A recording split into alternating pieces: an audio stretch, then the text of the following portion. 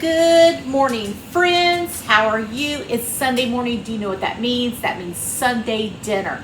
Well, here is what we're having today. We are having a butterscotch pie. I'm going to make from scratch. I've never done it before. I've never made meringue. I'm super nervous, but I've been excited all week about this. And we're also going to have something called French chicken. Ooh la la. And it is going to be a beautiful dish. We'll get to that later. But first, we're going to work on this pie. Now, I was thinking about the other day we had International Women's Day, and I was thinking about my grandma Beard. She was my Ohio grandma, and she was an amazing woman. She was a minister. She went to college, which was unheard of back then for a woman to go to college. She was a minister. She was a homemaker, and when she was in her 40s, she went back to school to become a nurse and was the top of her class. She was the top of her class in high school. She took Latin. She loved crossword puzzles. She was just an amazing, amazing lady. And so bright, so talented. She wrote poems and she was just the best cook. She made the best pies, the most beautiful meringues. So I'm hoping some of those meringue genes are running through my blood. She would make on Sundays, she worked 3 to 11. And she worked about an hour from her home, and she was a minister's wife, so she had to get up and go to church, and she would make angel food cakes, and she would turn them upside down on a pop bottle, and I was always so excited when I saw it because angel food cake is one of my favorites. She would do all of that after getting home at 11 o'clock. She'd get up in the mornings, very little sleep, prepare Sunday dinner, go to church. Just an amazing lady. Both of my grandmas, all three, I had the pleasure of having my great grandma till I was 11. All three of my grandmas were amazing ladies, but right now I was talking about my grandma Beard. Mary Eliza Cheney Beard. That was my grandma. Love her. Okay, so here we go. I don't have her original butterscotch recipe, which I did. My mom tried to find it. We can't find it. So I researched and was hoping that this is close to what she made. This is what we're going to make. Now, like I said, I've never done this before, so bear with me. We're going to do the ingredients because I don't want to miss anything.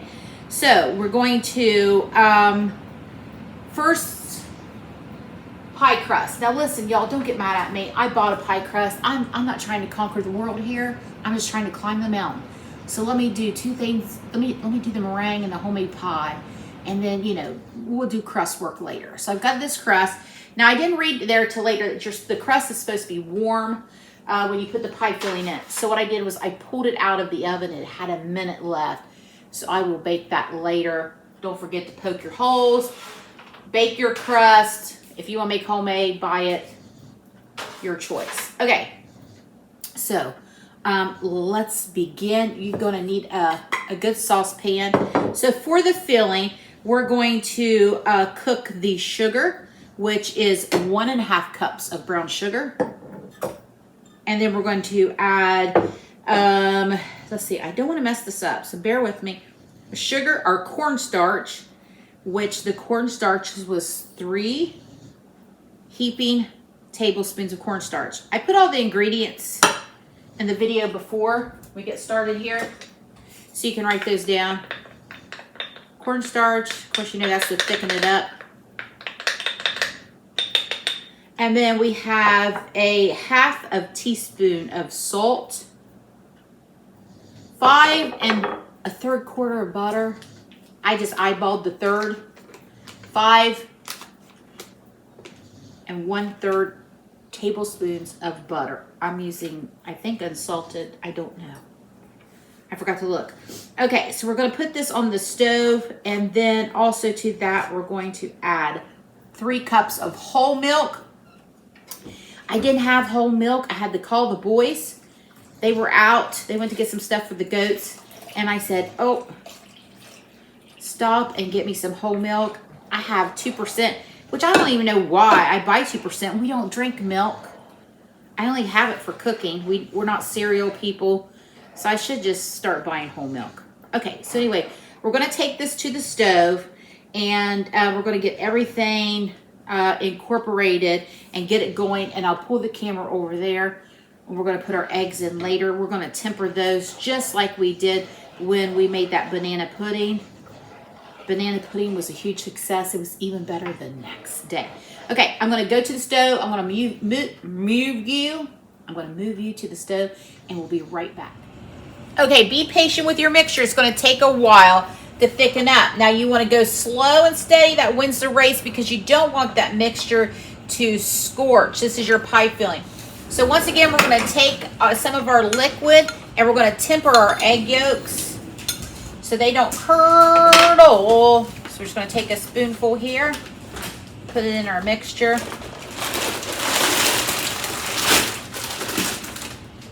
Right, you don't have to do that much. We're gonna put this in our eggs, give it a nice stir. We're gonna drop our eggs back in. I've kind of pulled it off the heat, as you can see. Get all of those egg yolks in there. We're gonna put it back on. We're going to bring it up to a boil and cook it for 2 minutes. The filling needs to be in a warm pie crust, which I didn't read till later, so I'm gonna pop this back into the oven for just a minute. I'm gonna set my timer for 2 minutes. And I'm gonna take the pie crust out in a minute, and then we're gonna bring this to a boil and let that cook, and we'll be right back. Okay, so our pie mixture is done. I don't trust myself to pour it in, so I am going to ladle it into the pie crust. It still seems a little thin. I'm hoping this is right. I'm hoping that it'll thicken up as it sits. Fingers crossed. Because I follow the directions as stated. Because I have no frame of reference since I've never made one. This made a lot of pudding mixture here.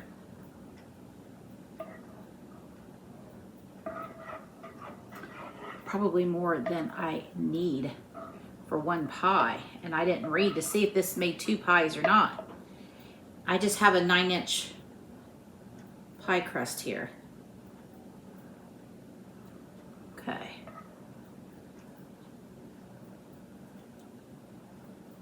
I don't think I better fill it any more than that.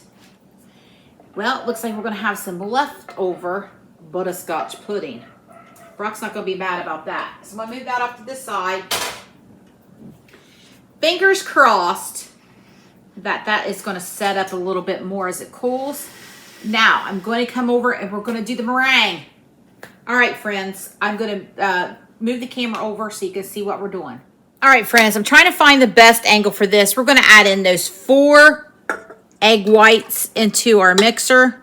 Don't have a stand mixer, use a hand mixer.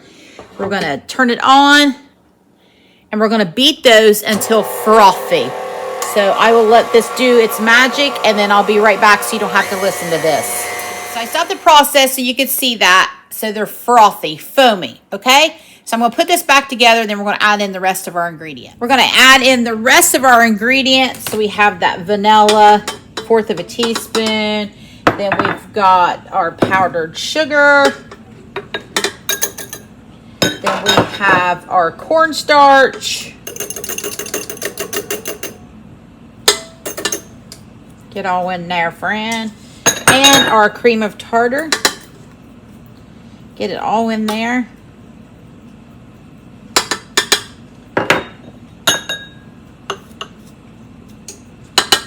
We're going to preheat our oven to 425. Then we're going to turn this back on. We're going to get this incorporated. We're going to go slow at first so all of our ingredients don't fly out. Turn it up.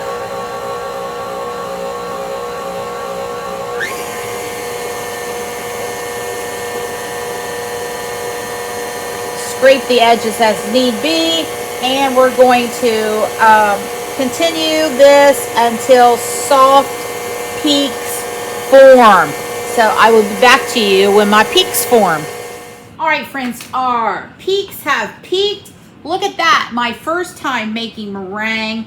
So it said to put it on the hot pie filling. So that's what I'm gonna do.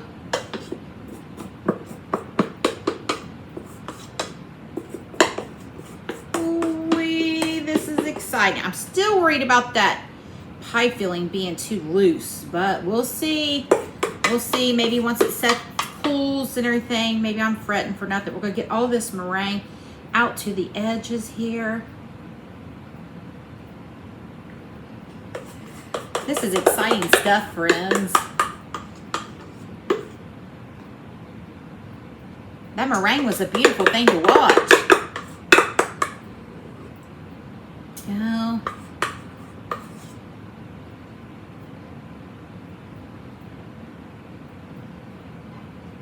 Oh, look at that. Look at that, Grandma. I hope you're watching. Hope you're proud. Do little peeks here. Get a little fancy. Get it all out. The higher the meringue, the closer to heaven. I just made that up. All right. Friends, I am proud as punch of that so far. Now, let me get all this off of here. I don't want to leave that good stuff around.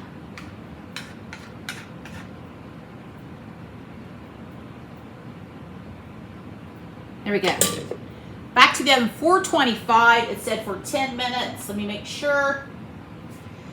Yes, 425 for 10 minutes. Look at that.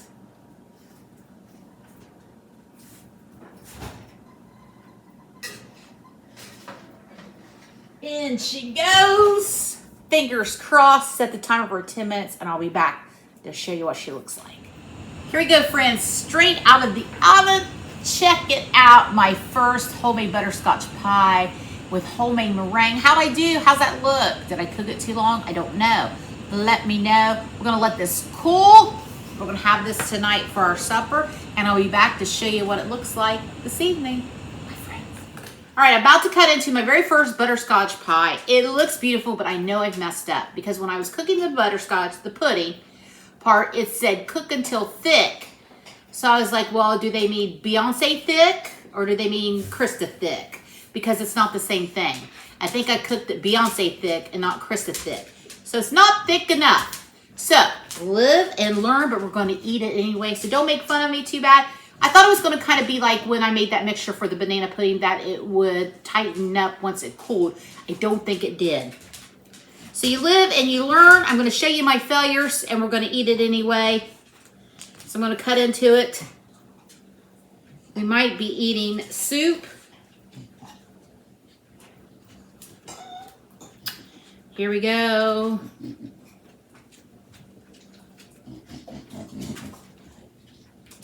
Let me see if I got it cut into good here.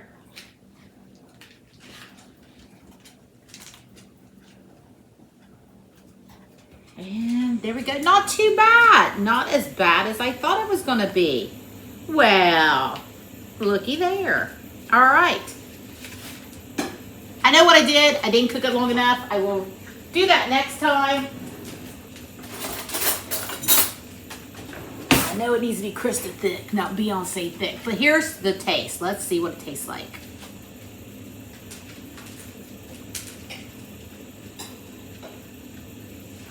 It's still delicious.